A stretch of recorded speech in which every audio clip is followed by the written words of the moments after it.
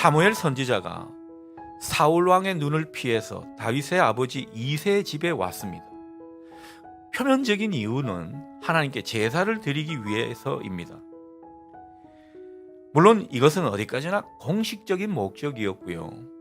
실은 하나님의 분부를 따라 그 집 자식들 중 한 사람에게 기름을 부으러 왔습니다. 하나님이 이미 버리신 사울 왕을 이을 새로운 왕을 간택하는 그런 자리였던 것입니다. 사무엘은 먼저 첫째 엘리압을 보았는데 인물이 아주 훤칠하고 키가 크고 매력적인 사람이었다고 성경은 우리에게 묘사해 주고 있습니다. 기름 부을 자로 적합해 보였다라는 것입니다. 하지만 하나님은 달랐습니다. 하나님은 사무엘을 말리셨습니다. 그러면서 이렇게 말씀하셨죠. 그의 용모와 키를 보지 말라. 내가 보는 것은 사람과 같지 아니하니 사람은 외모를 보거니와 나 여호와는 중심을 보느니라. 우리 하나님은 중심을 보신다고 그렇게 분명히 말씀하십니다. 하나님께서 용모와 키를 보지 말라. 내가 이미 그를 버렸노라. 이렇게 말씀하시는 것은 이미 그런 사람에게 하나님께서 실망하셨고 또 대였다는 그런 뜻이 되겠습니다. 이 엘리압을 두고 하는 말이지만은 이것은 사울 왕을 두고 하시는 말씀입니다. 하나님은 그 사람의 중심을 보신다는 분명한 기준을 말씀하시면서 첫째 엘리압은 아니다. 그렇게 말씀하시는 것입니다. 그리고 둘째 아비나답도 셋째 삼마도 아니라고 하십니다. 그리고는 그 다음 아들부터는 아예 이름조차 성경에서 언급하지 않습니다. 7 아들을 다 보았지만 하나님 마음에 드는 사람이 없었다는 뜻이 되겠습니다. 사무엘은 이제 이새에게 얼른 그 막내 아들을 데려오라 그렇게 말을 하죠. 마침내 다윗이 왔습니다. 여러분, 양치기 목동 일을 하다가 이렇게 온 다윗을 한번 상상해 보십시오. 얼마나 그 몰골이 꾀죄죄했겠습니까? 사람들이 볼 때는요, 이런 자리에 함께 하기에는 뭔가 부족하고 초라한 모습이었을 겁니다. 하지만 사무엘에게 하나님께서 말씀하십니다. 얘야, 바로 이 사람이다. 어서 그에게 기름을 부어라. 사무엘은 하나님의 명령에 따라 기름을 다윗에게 부었습니다. 자, 우리가 오늘 이 본문에서 중점적으로 봐야 할 것은 하나님께서 당신의 종을 세우실 때 그 중심을 보셨다는 사실. 다윗이 그 중심이 하나님께 맞는 사람이었다라고 성경은 전해주는 것입니다. 자, 그렇다면 여러분, 중심이 하나님께 맞는다, 이런 뜻이 구체적으로 어떤 뜻이겠습니까? 자, 본문에서 이 중심이라는 말은 바른 마음이라는 뜻입니다.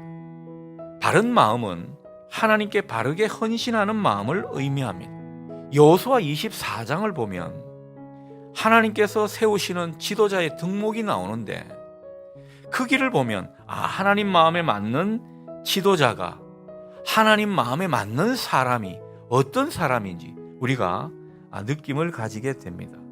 거기에서 가르쳐주는 내용은 바로 이런 것입니다. 오직 하나님만 경외하고 성실하게 하나님만 섬기는 사람, 모든 우상을 버리고 하나님만 섬기는 사람, 이것이 하나님 마음에 맞는 사람의 내용인 것입니다.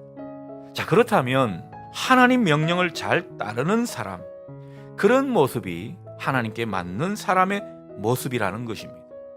오직 하나님만 섬기고 또 하나님의 일에 하나님 나라를 세워가는 그 모습에 신실한 사람이 중심이 하나님께 맞는 그런 사람이라고 우리에게 가르쳐 주는 것입니다. 하나님께서 다윗을 그토록 내 마음에 맞는 사람이라고 칭찬하시고 좋아하셨던 까닭이 바로 이것입니다. 오로지 하나님만을 섬기고자 하는 이런 마음이 특심했다라는 거죠. 하나님 나라를 이루어 가는데 얼마나 신실한 모습이었는지 모른다는 것입니다. 여러분, 하나님께서 이런 다윗을 기뻐하셨습니다. 자, 또 하나 우리가 볼 것은요, 사무엘이 다윗에게 기름을 부을 때 성령께 감동된 장면입니다. 크게 감동되었다라고 말씀하고 있죠. 13절 하반절입니다. 이날 이후로 다윗이 여호와의 영에게 크게 감동되니라. 여러분, 이 말씀에서 이날 이후로 라고 하는 이 부사구를 주목해 보십시오. 여러분, 이날 이후라고 한다면 어느 한순간만 반짝 성령께 감동된 그런 모습이 아닌 것을 우리에게 말해주고 있습니다. 평생을 계속해서 성령께서 그와 함께 했다는 그런 뜻이 되겠습니다. 한순간 또 어느 시점에 성령 충만한 사람은 많이 있을 수 있습니다. 그러나 평생에 걸쳐 성령 충만하고 성령께 감동되어 사는 모습, 이것은 여간 어려운 게 아닐 것입니다. 여러분, 우리가 보는 이 다윗은요, 하나님께서 주의 종을 통해 기름 부음을 주실 그때만 반짝 성령 충만한 그런 인생이 아니었다라는 것입니다. 하나님의 중심에 맞는 이 다윗은 늘 성령 충만했고 늘 성령의 감동에 의해서 살았다고 하는 것입니다. 어떻게 그렇게 살 수 있나? 어떻게 늘 성령 충만할 수 있고 어떻게 늘 성령의 감동이 있을 수 있나? 그렇게 생각하지만 우리가 또 다윗을 잘 생각해 보면 그 답을 얻게 됩니다. 여러분, 우리가 잘 아는 다윗은요, 누구보다도 성령이 임하기를 소원했던 사람입니다. 이 시편을 보면 그런 생각이 듭니다. 다윗은 얼마나 하나님의 임재를 갈망했는지 모른다, 그런 것이 느껴지더라는 거죠. 늘 하나님의 임재 속에 살고 싶어 하니까 그만큼 성령께 감동된 인생으로 살아가게 된 것입니다.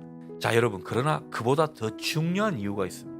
성령의 인도를 받는다는 것, 성령의 임재를 경험한다는 것은 다른 말로 하면요, 하나님 뜻이 무엇인지를 살피고 그 뜻을 따른다는 의미가 되겠습니다.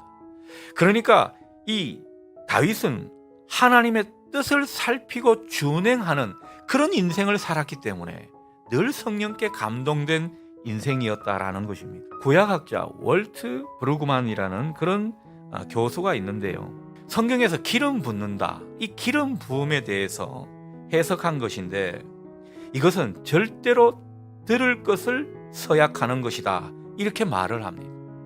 다시 말하면 내가 죽더라도 끝까지 하나님의 말씀을 듣고 순종하겠다는 서약이 바로 기름 부음이라는 거죠. 기름 부음을 받은 후에 그는 끝까지 하나님 말씀에 순종하면서 살아가고자 애를 썼습니다. 그는 끊임없이 하나님 말씀에 따라서 살아가고자 몸부림쳤다라는 거죠. 하나님의 뜻을 헤아리면서 그 하나님의 뜻을 따르려고 무진 예를 쓰는 인생이 바로 다윗이었던 것입니다. 그러니 하나님께서 그렇게 그를 기뻐하시고 좋아하셨던 것이고 또 늘 성령께 감동된 인생으로 살아가게 된 것입니다. 여러분, 우리가 우리 인생을 판단하며 살 때는 그렇게 인생길이 구부러지고 난관도 많고 무슨 장애물이 그렇게 많은지 몰랐는데 어느 순간 성령께서 우리 인생을 딱 인도하시니까 그렇게 길이 구부러지지 않는 것 같습니다. 상대적으로 형통한 길을 걷게 된다는 거죠. 이 얼마나 은혜입니까? 우리가 하나님 뜻에 순종하려고 할 때 이런 은혜가 우리 모두에게 주어지는 것임을 여러분 보실 수 있기를 바랍니다. 성령께서 우리 대신 판단하고 분별해 주시기 때문에 우리는 하나님이 기뻐하시는 인생을 살아가게 되는 것이죠. 여러분, 이 은혜가 여러분에게 있기를 축복합니다.